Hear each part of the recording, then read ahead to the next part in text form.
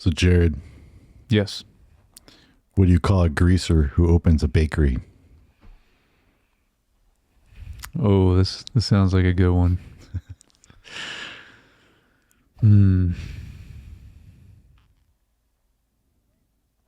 Something to do with grease. I don't know. What is it? Johnny Cake. Okay. I was thinking another. Okay.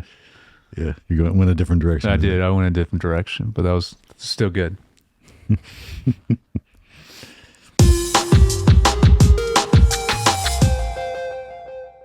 Hey, welcome back to Screen Time Film.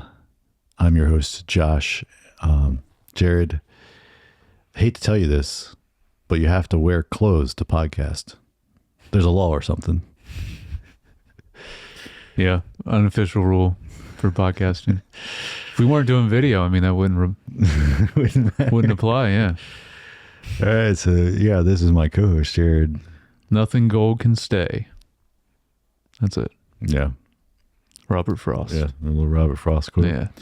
So today. I never knew that was like. Oh, yeah. Kind of like this movie was what kind of. Popularized that, probably. Yeah. All right. So today we are talking about The Outsiders from 1983, based on the book, or based off the book, I should say. This is PG. Yeah. Hour and 31 minutes. In a small Oklahoma town in 1964, the rivalry, cannot say that word, the rivalry between two gangs, the poor greasers and the rich socks, heats up when one gang member accidentally kills a member of the other. It's I know I kept saying socks also, but they say it in the, it's like short for they say like soch, like I'm assuming that's what they mean by that. I don't know for the other gang. Oh, I mean, this is the IMDb. I didn't write it. I know that's how they say it though. It's like soch, I think. Soch. But I kept saying socks. But yeah. All right, directed by Francis Ford Coppola, writers Kathleen Rowell, and then they list the author of the book too. Okay. But yeah, so Coppola did not write this one, which is unusual, or at least partially writing most of his films. He writes or partially writes. Cinematographer Stephen Burham. He did the first Mission Impossible film. Yeah, I looked him up. Yeah. He did other movies that I like Body Double and The Untouchables. Oh yeah. Raising Cain, Mystery Men, which that's a great one. I watched that one a lot. And Carlito's Way, which is one I just watched like semi recently that I really liked. So yeah, this guy's done some good stuff. And then music by Carmine Coppola. Yeah. This is starting to become... Yeah, I didn't know. I didn't realize of it, They got a Coppola for everything. Yeah. Yeah. Pretty much. It's like the Young Bars. They got all of our own niche of things that each of us do. All right. It's that time. How much did this cost? Yeah. Didn't think about this yet.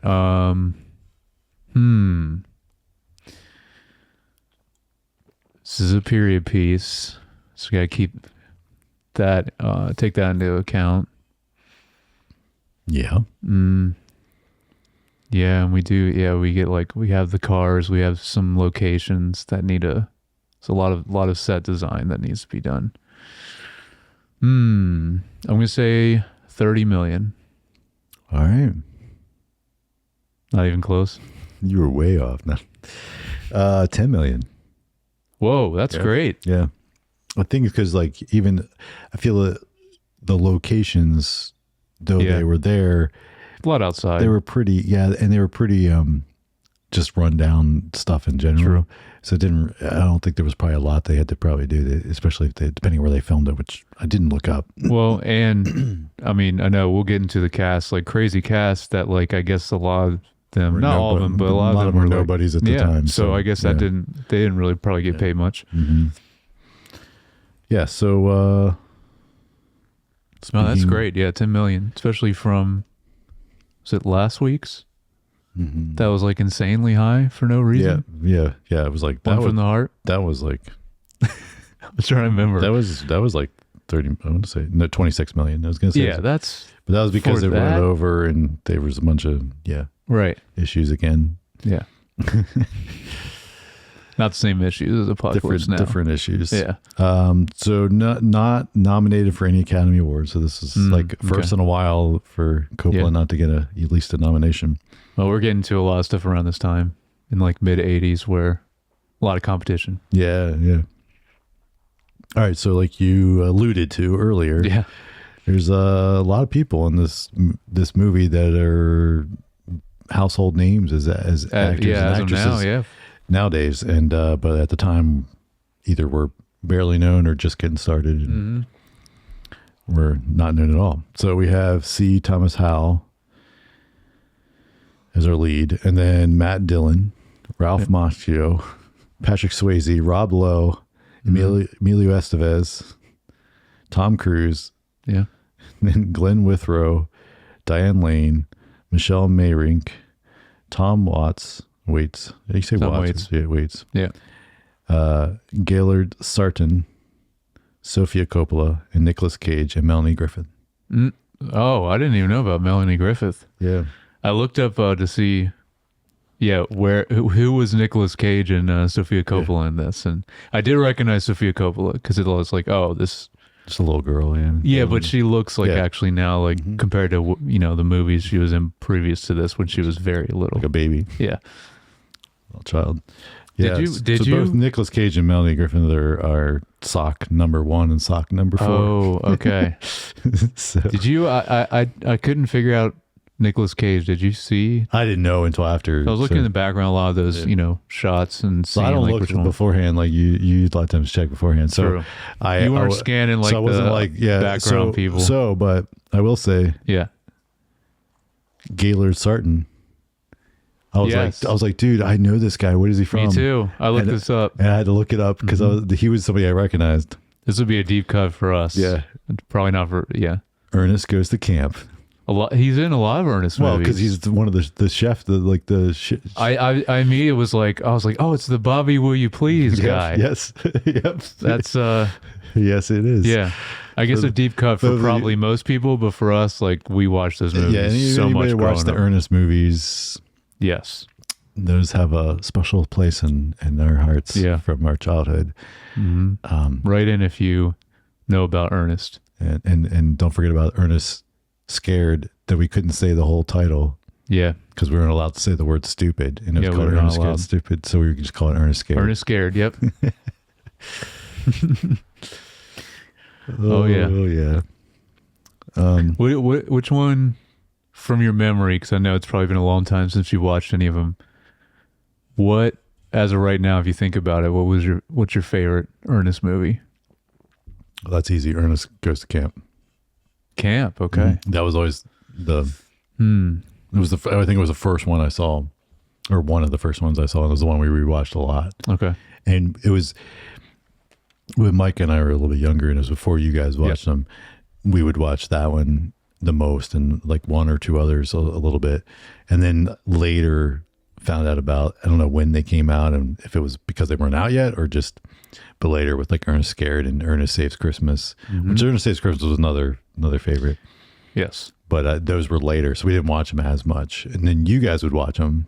Yeah, Dre and I we watched them a lot, and I feel like out of them all, I think Ernest Goes to Jail for some reason was the one we watched the most. Yeah, that's the other one I think. that's pretty high That up was for the me. other one I think we watched. That was one of the earlier ones, but yeah. Ernest Scared Stupid is actually like we still watched it a lot, but there was parts of that I was like Scared. Yeah, I was actually there was some stuff that I'm like, That's man, where this your is fear of jump scares started. probably yes. It's what it stems from. There probably is no jump scares in it, but I don't know. That's probably still where it stemmed from. Yeah.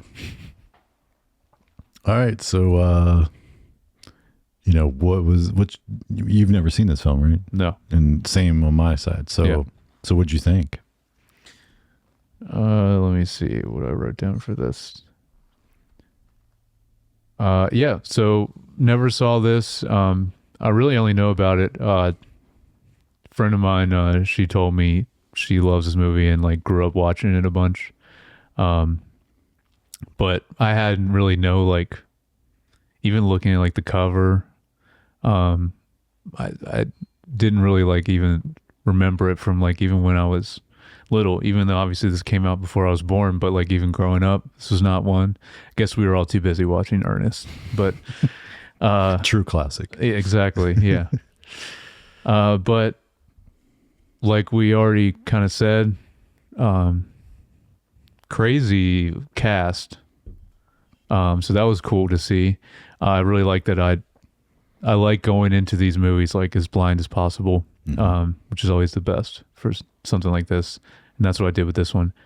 And I love the time period and kind of the vibe of the movie. Really like that.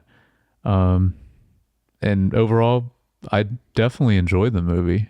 I didn't love it, but I thought it was pretty fun the whole way through, I would say. I have a little bit to nitpick at the ending, but that's about it. But yeah, Okay. What about you?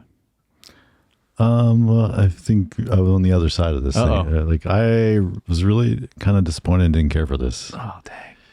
Yeah, I just, yeah. I mean, in general, What was it? Yeah, what was it about I it? think in general, like, I felt like the acting was like so not natural and felt like forced.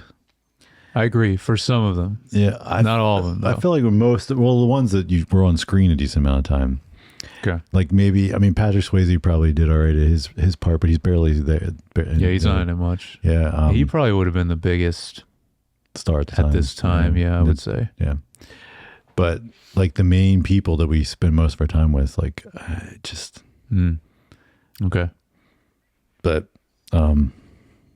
So that was the main thing that you so it couldn't just get made it into hard to enjoy because Right. like I just didn't. No, I yeah. get that. Yeah.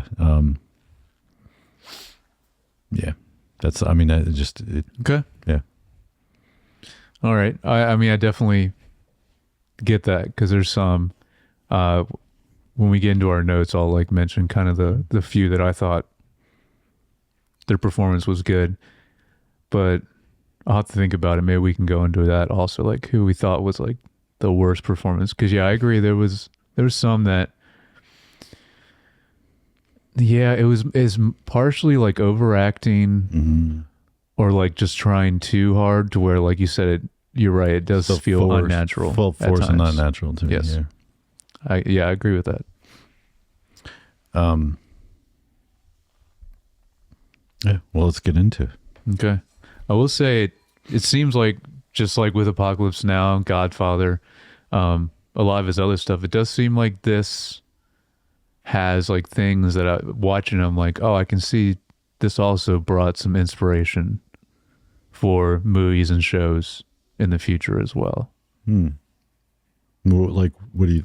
So, I mean, even like, which obviously is very different, but like I even got like kind of, which would have been only a few years after this, like kind of the Goonies vibe, with like the crew itself.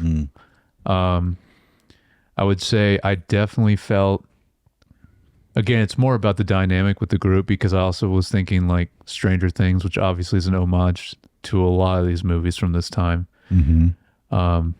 You know, this obviously is just like a grounded story, though. It doesn't have all the fantastical elements of some of the other stuff. But I could see some of that kind of carry forward into shows and movies in the future. Yeah. Okay. Yeah, but I think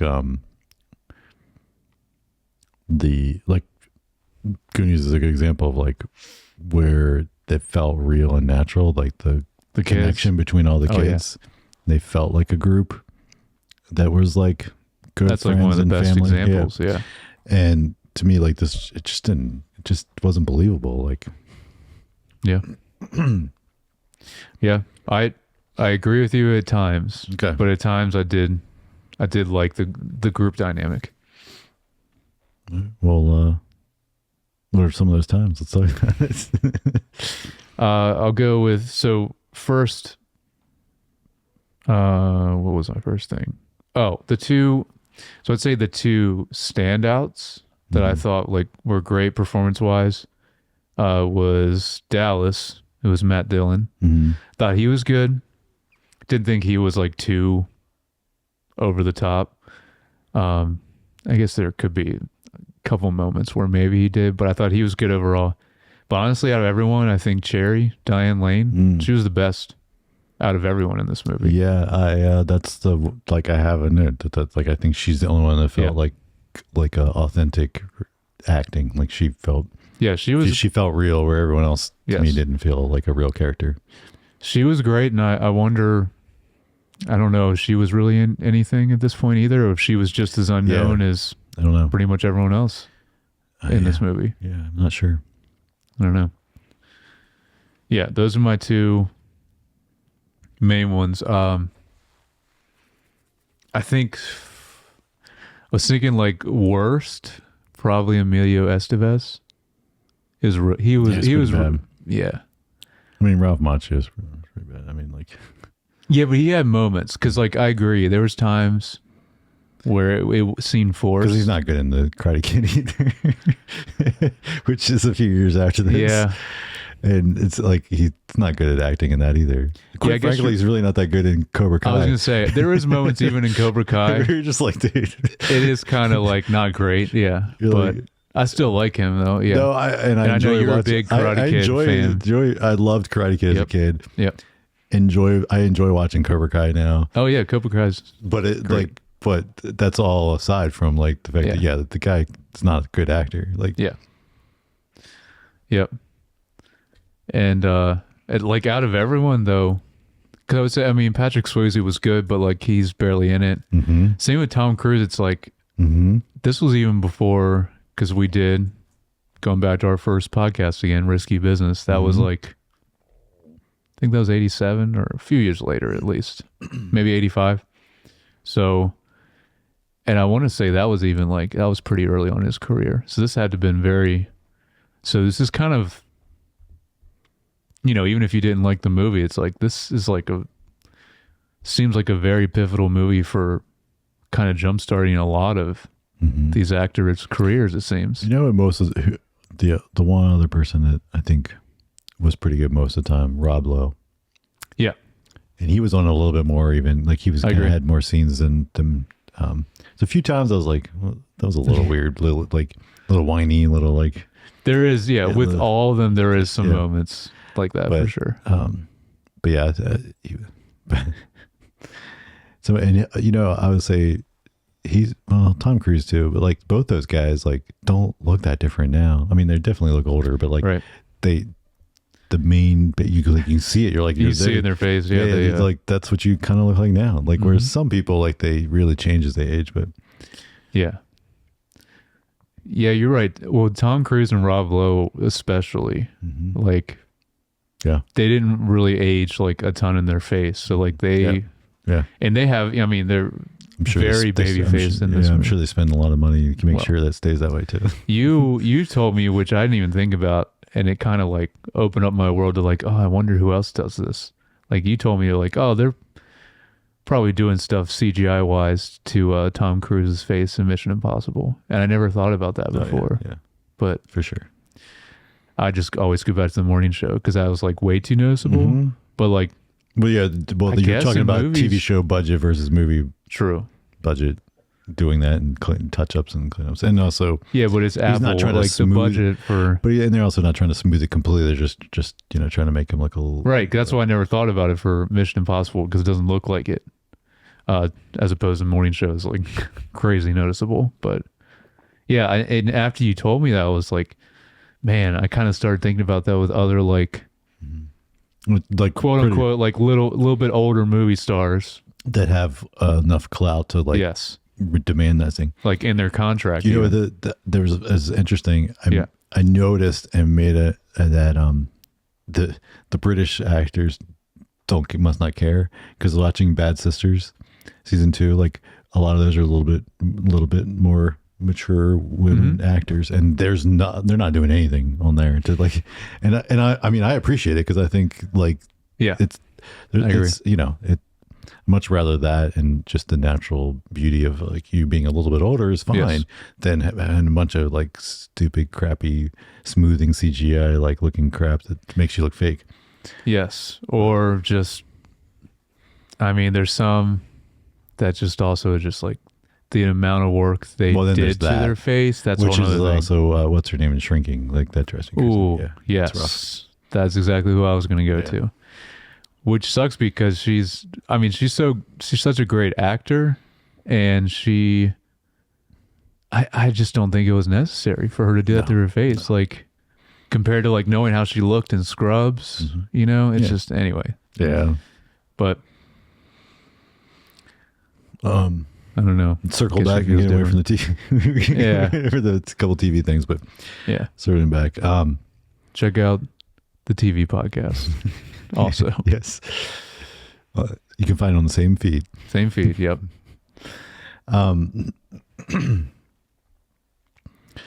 The other thing I think that could have used, now I will give the caveat, I don't know how much this is coming from the books versus what they chose, how they chose to write the script of the film, but the like gang like Rivalry. rivalry, I guess is the right word. It was just so like basic and simple. Yeah, it's very stereotypical for this time, and like, Yeah. the greasers versus the other. Yeah, but it was like there was no like.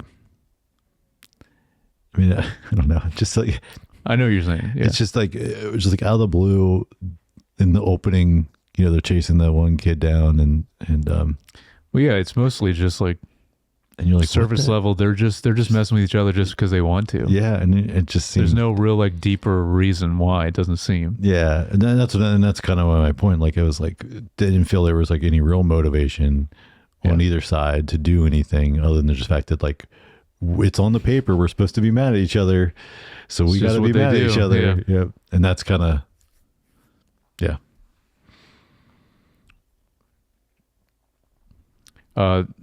Near the beginning when Dallas is talking to the little kids, like he comes up to and talks to them and mentions to them 52 card pickup.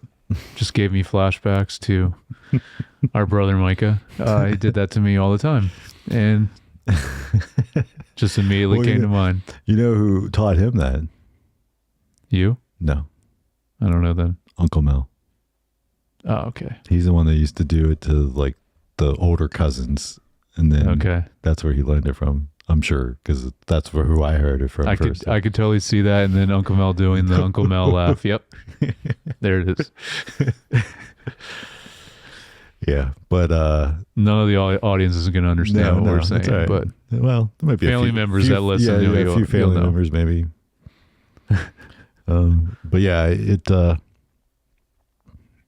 was did you ever get? it did make me think of that too when I saw that scene. Did anyone ever get you with that, or Micah, or anyone else with the 52 card pickup? Well, the Or one were time you that- already aware of it, and you're like, well, I'm I was not falling like for I this? feel like I was aware of it from the way Uncle Mel did it to us, but like Right. I think he did it to either Micah or PJ, one of the other ones. Like what everyone was standing there, and so like he got Yeah. them, but it's because they were a little bit younger, and then he laughed, but then you're aware, so then no one else. yeah, So I didn't actually can't do it in front of a whole group, and then Yeah, because then it's like that's it. yeah, but yeah. So that I did think of that though. That was Yeah. I thought that was like oh, I haven't heard that in forever. I know it's been a while. I could probably get Kirsten with that if I wanted to. Oh, probably. Also, just another little thing is, you see it a few times. Because I think at one point they're smoking a different brand, but I remember seeing the Lucky Strikes cigarette thing, and I was just made me think of course. Mad Men, but it's just so recognizable to me now. That Mhm. actual like pack, the Lucky Strikes brand. Do you still have it in your office, like on I do. display? Nice. I do. Yeah. The pack that I bought for the Yeah. costume party. that That's was right. Yeah, hidden- we did a Mad Men party. So. hidden in a compartment of sheets. Yeah, that's weird that like no one. Maybe it's had a comeback now, but it's weird that no one. Yeah, then I think it was still like Right. now it might be easier to find, but then, which what we're talking almost 10 years ago now, probably. Yeah. The cashier was probably like, I don't was remember like- the last time anyone's asked for that. And she like, Yeah. still like laughed. I was like, what is happening? Yeah. Where it was like all the things she's like little panel flip down at the bottom, and she's like, oh yeah, we got them right here, and you're like, what? Also, I can't imagine the price for one of those now, even compared to 10 years ago. Oh yeah, I don't It's know. probably crazy.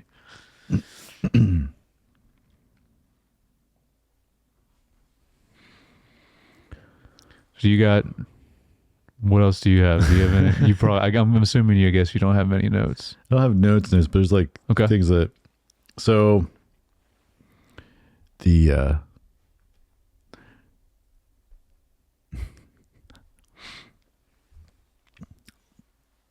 so they of course the kids run away, right? And so they end up at the church. Yep. Living in the church for like a few. Like, so it's so confusing because then they go get food and they come back to the church and it's on fire and there's a bunch of kids there. Mm-hmm. Like what? Yeah, that was not explained. It was very like why that caught fire. What the heck? Why it caught fire? What is a school full of kids, like a whole Why are they classroom there? of kids, Yeah. like hanging out in this rundown church? That's a good Why point. are those teachers like the people that even have them there? Yeah. And then of course, then the adult guy that's like, oh, don't go in there, and then they go in, which That's I mean, the earnest guy, right? yeah. And I mean, I think that part, I think the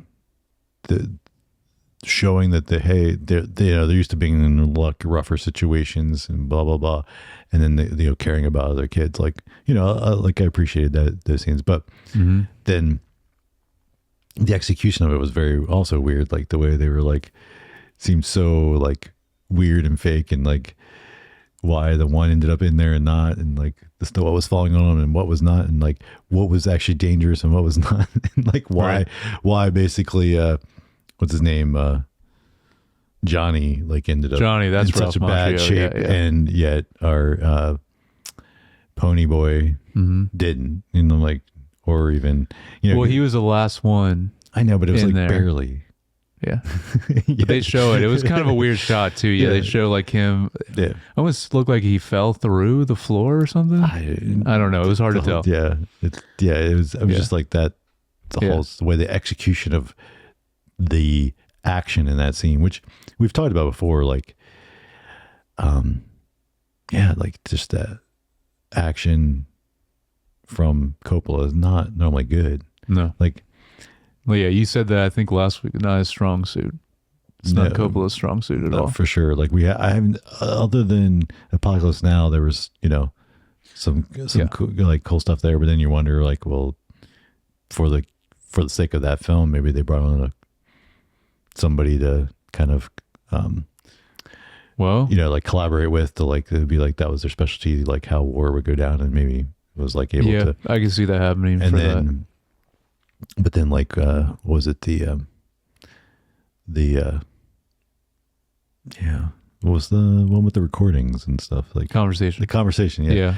That like was that the one with pointed like out, the yeah. goofy, like, and then even this later, I don't want to jump ahead, but like then like brawl when they finally the Yeah. socks and the greasers go at it, and you're like, this is most of it. It was like really bad as well, Yeah.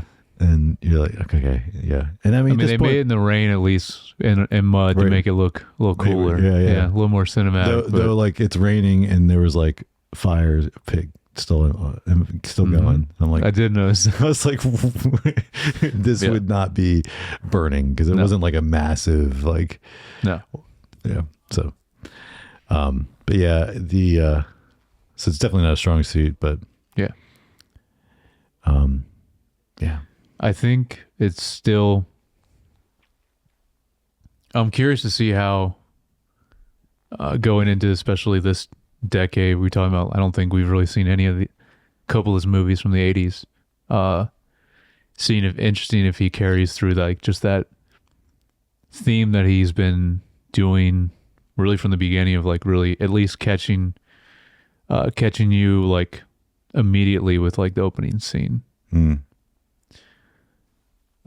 Yeah, I'm wondering how much he's going to continue to try to do that, or maybe experiment and try different things and not like really focus on that as much.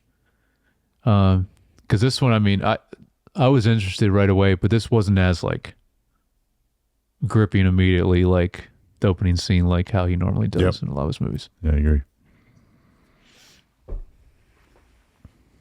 What else you got? I wanted to talk about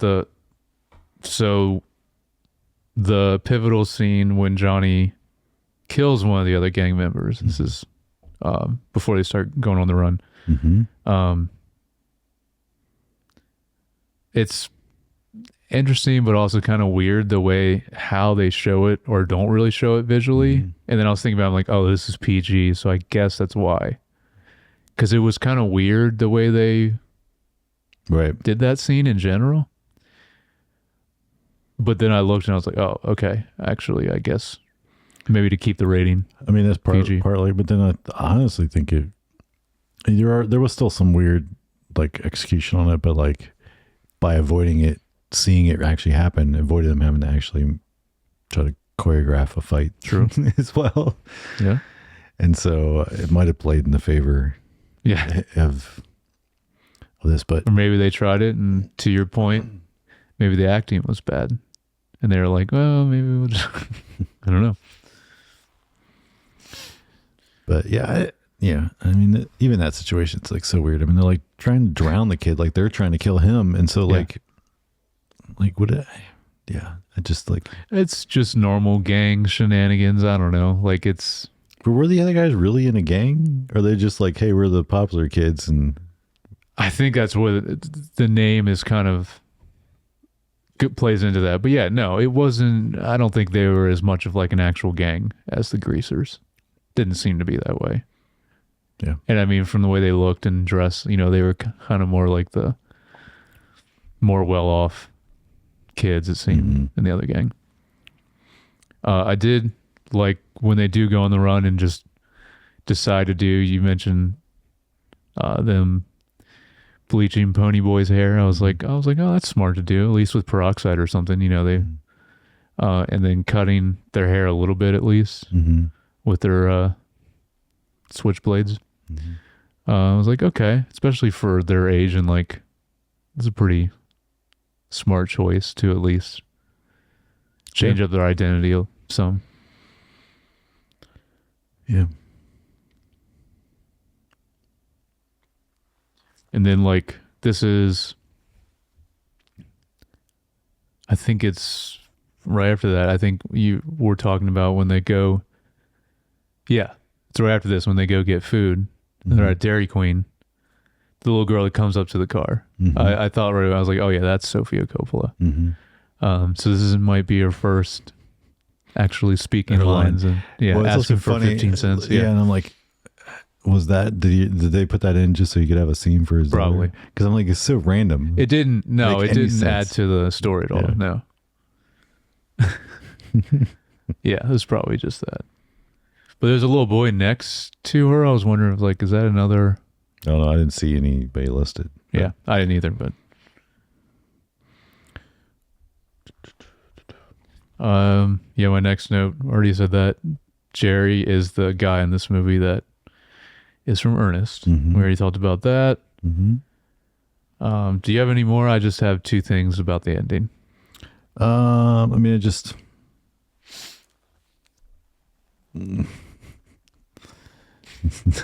again, like they have like the hospital scenes are kind of weird with Johnny.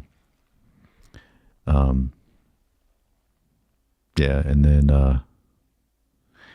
the one scene I did really like was when Ponyboy talks to the one sock in the car, gets in the car with him, right before the fight, and like it's like what they all should be doing. You're like, hey, finding some common ground. Yeah, common ground, and just like talking to me like, hey, my name's this. I'm not a greaser. I'm pony boy, and I forget the other guy's name, but that was a good scene. Yeah. yeah, I thought that scene was another one of the like oh, this feels natural, like this feels real, like this, and that was and actually lent to the story. Yeah, and character development. Yeah. Like if the whole film had more depth like those that, kind of moments. Yeah. like you would then, because the problem is like, don't really even, like, I don't feel like like there is enough there to really care about any of the characters.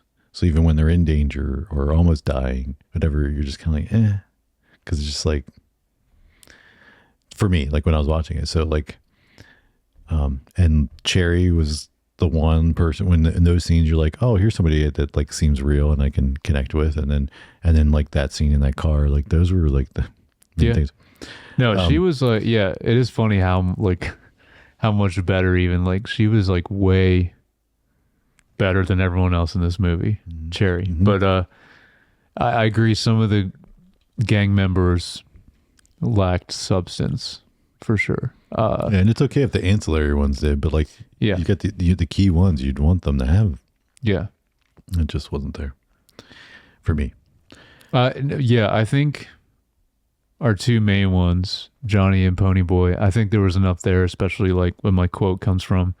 Like that was good when they're out and they're looking at the sunset, and he mentions the poem. They mention, I assume that's the from book they have. I assume that's from the book of this, because like, I don't feel like you. Yeah, that seems like something that would be in the book. Yeah, and then they talk about, because they're reading Gone with the Wind as well, which is cool. I wonder, I haven't seen Gone with the Wind in a long time. I wonder if there's any parallels, or if they were making homages to that movie in this movie. I don't know.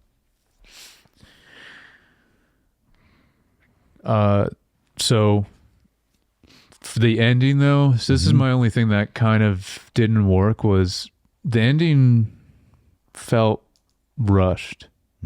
So like from the like fight at the ending, when they finally the two gangs their showdown, and then it's like running from the cops, then there's like a trial,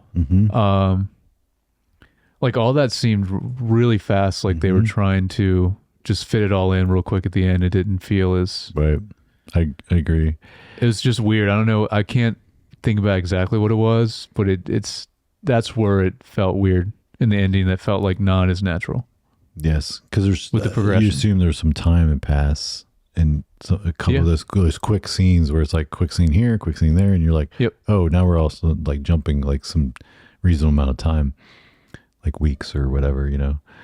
But yeah, it seemed like a decent amount of time like, passed. I mean, because even that moment, like towards the end, where then he sees Cherry at the high school or whatever, and and it's just like, I mean, I get it because it's like what they're supposed to do and probably what was written in the book, but it just like didn't seem natural that she totally like snubbed him. Like I just like to her character that you knew and met earlier, right? Like she stood up to the other sock and was like, get lost, like, and then let them come talk to her. So like in that moment, then why would you, like, that was in a public setting, like, right? Like you kind of were like, no, I'm not going to care about labels, right? And just be who's a nice person, who's not. And then, so then why would she have changed and become a worse person, so to speak, there by the end, you know, like I just, well, even that, when that scene happens, it does seem like a decent amount of time has passed. And then, you know, he finally sees her again. I didn't have a note about it, but it reminded me, you talking about that. I thought it was really cool early on in the movie, the scene. I guess it's the first scene where you meet Cherry when they're at the drive-in movies. I like that scene, that interaction with all of them. That was a good moment. Yeah. I was talking about like, it's when you first meet her and and I was like, oh, here's a likable character. Yeah. And that's, I think, actually, that now I'm saying that that's probably the problem. I didn't like anybody on either side but her. I agree. I liked her the most out of everyone. I just didn't care. Like I just don't like Like he was like, and I mean, you're like, they're supposed to be a family. These three brothers that lost their parents, and they're trying to make ends meet. Like, you should care about them at a deep level. And I'm like, no. Yeah. And then the one thing I did like at the very end, though, I did think it was cool, the letter that Johnny wrote and put inside the Gone with the Wind book that he reads at the end. I thought that was a good moment. And then that was it. I think that's basically where it ends, right? I think that's where the movie ends. Yeah. After he reads that. And that's it. We'll talk a little about cinematography then. Yep. So there was some interesting stuff. I think there was multiple times where this guy had these like interesting shots where he would do a close up of something. Sometimes it was just a person, and then they'd have another person in the background almost, and they were both kind of in focus. And it was a way to like, and so then that person in the background, you'd see the whole person, and you could kind of see what they're doing, but then still see that person in the foreground. Oh, they're not changing. Like they're both in focus. Yeah, and that person, they would be talking, and you'd almost see the person in the foreground. You'd like to see their emotion fade. Like you had it close up, and then but you could still see what was happening in the background. So it's like they intentionally wanted you to see, like, pay attention to the background person as well. Mm-hmm. Yeah. Yeah, and he did that, and it just there were interesting compositions for that, and to make that work, and yeah, that is interesting because that's not the norm. Mm-mm. Normally No. normally the person is out of focus in the background. My only thing really I had down for here was I thought a lot of which was mostly towards the beginning, I thought like a lot of like the night shots with just like natural moonlight, like I thought those looked good when they were walking or like coming home. I thought that was cool. But that's about it for me as far as notes. But that is a cool point. I didn't even realize that what you were talking about with the keeping multiple people in focus in a shot and the way they frame it. They had nice sunset silhouette shots with the car and stuff. That was really nice. Of course, there was when they say the quote, right? Like, I mean, they even say that. So, and then the other like shots that goes out me was they did a long like tracking shot with was it Ponyboy or whichever one of the two main, or Johnny, younger kids. They were walking, and they were tracking their feet. They were walking through like yards and stuff, and you could see the car with all the socks in it, like kind of following them. And it was like just interesting because it was good. Again, a good way to show something in the foreground and the background, and kind of this thing that was kind of coming up, but the person was not aware, even though you can't see their face, but you kind of got the feeling. So it was done so well. Nice.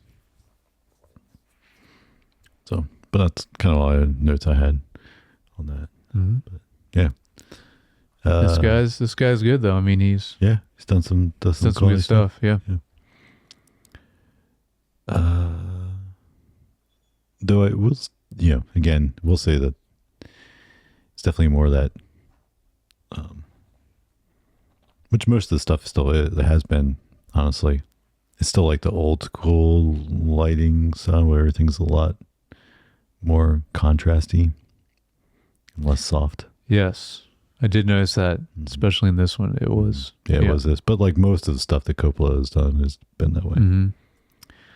Yeah.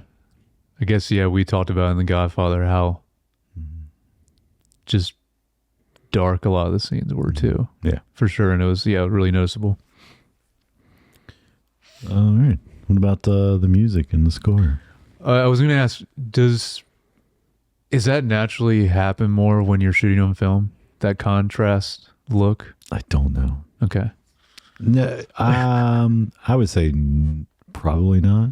Okay. So I think film has more dynamic range, meaning like you can see more from light to dark than like most digital cameras.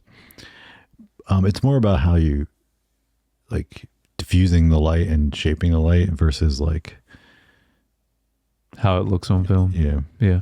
You actually changing the light instead of, okay. Gotcha. It's a style of just a style of like how you like to manage lighting. But I just prefer the like again like more like what Deakins does and stuff like Yes. that. You know, I agree. The score, there's not really much of it. It's mostly needle drops. Which I mean were good. I mean it was a lot of Elvis, Jerry Lee Lewis, and Stevie Wonder. Stevie Wonder does the theme song that's in the opening and the ending. Yeah, we're saying it. Yes. I saw that in the credits. It's Still written. The song was still written by, like the music was still written by. was Coppola's it for that song? Yeah, Carmine Coppola. Okay. It said it like something like theme or title song or something. Like I said, written by and sung Performed by. by. Yeah. Or something. Okay. Like yeah, so it was Okay. But yeah, I don't really have anything about like because there's very few times where there was something that like I thought may have just been a song also, but there was no vocals. So then I'm guessing maybe this is some stuff he actually did right. But yeah, overall, not really any notes on that. Okay. All right. Well, then let's move on to overall themes and messages. I should say that I guess the author of the book or Yeah. the director trying to convey something here? I mean, I think in general it seems like just brotherly bonds, whether it's your actual blood relative, brothers, or just like that dynamic with your friends that you're close to, or in this gang, it's like they basically are all like brothers. So that's a big thing in this. I would say that's the main thing I think of. Yeah. Okay. Yeah. It's similar to what I had written down, like, family, like what's family mean? Is family, there's like biological, but like, even there's a little bit of that in here more is about, these group of people or other group of people and, how they kind of, because you especially get that a lot with, was it Johnny that, had like his mom then shows up at the hospital and he didn't want to see her. Right. And so like kind of like like those guys were all more family to him than his drug addicted mom and whatever, that he was dealing with. And I think that was common. Of course, our main couple, like main three guys, like don't have parents because they passed. And so I think that, and then just it's kind of like I think there's themes in there about like, violence and the use of it or not use of it, right? Like kind of portraying like they were all quick to initiate violence. And then of course we saw the consequence of that, like a couple people died, throughout the film. And yeah, so. Yep. Wasn't all I don't know, like on both sides of like the good and bad guys, right? Like people died. So True. Yeah. And I guess it kind of, this movie is kind of like other movies like this, kind of the coming of age type of film. Yeah. Yeah, I guess kind of has that feel a little bit. A little bit. Yeah. I mean, I guess our main guy. Well, it's also like because they don't say their actual ages, but like that kind of around that period in someone's life. Yeah, no, yeah, but I was just like, how much growth was there? But there, I mean, I think there were, they kind of with our main two, I would say. Yeah, there was some change and growth. All right, let's get in a little trivia. Yeah, I'm interested in this, especially like you said. I wonder where they filmed it all. In the poster for the film, the greasers are laughing as Johnny is smirking. This candid shot was taken during the photo session where the actors were supposed to look tough at the camera. What happened was that when Leif Garrett, who went to the table, Ralph Macchio said, "Hey, Leif, that's for the talent." This comment cracked up the cast and the photo was used. Nice. When Dallas falls out of the chair at the drive-in, it is entirely accidental, and Ponyboy looks briefly at the camera while laughing. Yeah, that did look very natural. I was curious about that. So Francis Ford Coppola received letters over the years from fans of the novel, many expressing disappointment that several key scenes from the book were omitted. They were in Coppola's original cut, but were edited at the studio's behest. Several years later, Coppola's granddaughter was reading the book in class and was about to watch the film with her schoolmates. Feeling embarrassed, Coppola cobbled together what would eventually become the director's cut, The Outsiders, the complete novel. Oh. Didn't even know that existed. Didn't know there was a director's cut. Maybe we should have watched that. I know. Yeah, I would have liked it better. Yeah, maybe. This was a good length, though. Like, it was a good hour and a half. Yeah. In the film, Dallas harasses Cherry, and the two have an altercation. The scene was shot early in the filming, and Matt Dillon and Diana Lane recalled years later that it got them off on the wrong foot and created real tension between them offset, which is why their irritability with each other in the scene seems very real. When the cast reunited in 2003 for the 20th anniversary, the men laughed when Lane told them about this, all agreeing that they remembered ongoing feud between her and Dillon. Lane blames her adolescent insecurities for being so sensitive to Dillon's teasing. She also admitted that she finally remembers how protective he and the other boys were of her. Dillon and Lane ended up shooting 2 other films as each other's love interests and became good friends.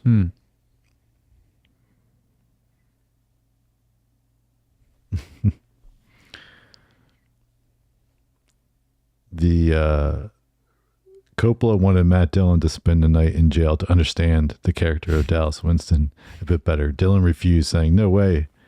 How about you spend the night in jail?"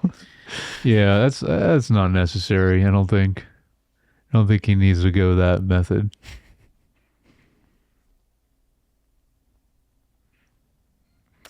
In the rumble scene, the first punch is given to Ponyboy, and C. Thomas Howell recalls that the hit was real and it knocked him out cold on set. Oh, dang.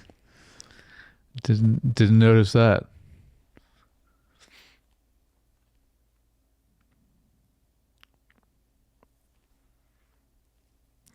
In the scene, I noticed this, in the scene where the boys are on the street getting excited about the rumble, Tom Cruise does a standing back tuck from the top of a truck.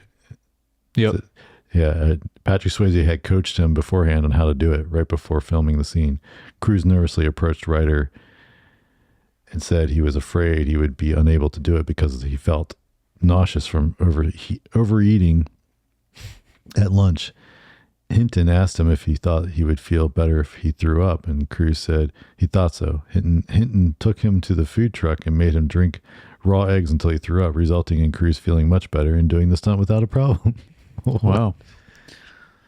So that was a long process to get that.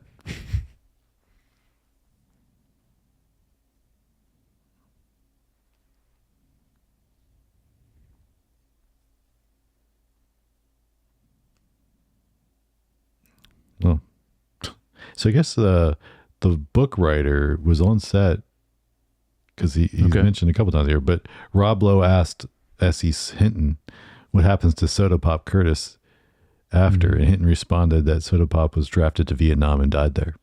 Oof. Yeah.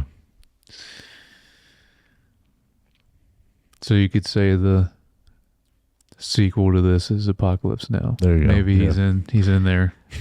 Out of the main cast, all the actors were in their late teens except for Patrick Swayze, who was 29. Yeah. Oh yeah, that was noticeable for sure.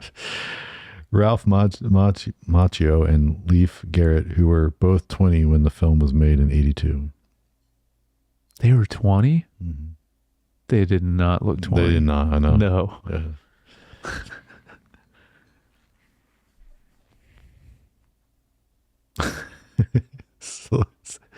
During filming, the actors playing the Sox were given leather-bound scripts and were put up in luxury accommodations.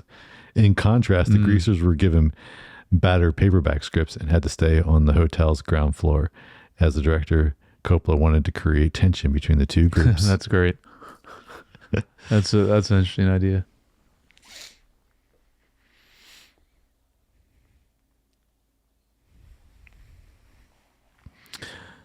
All right, that's probably enough of that.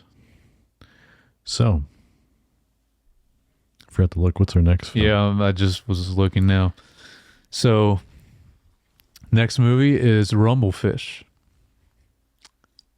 I know nothing about this also. Never heard of it.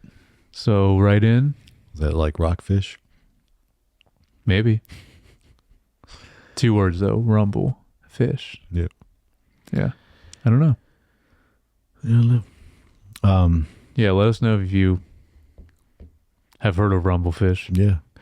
But And also, The Outsiders, yeah. yeah, let us know about your thoughts of The Outsiders. I know it is for some people a film they have fond memories of watching when they were a kid.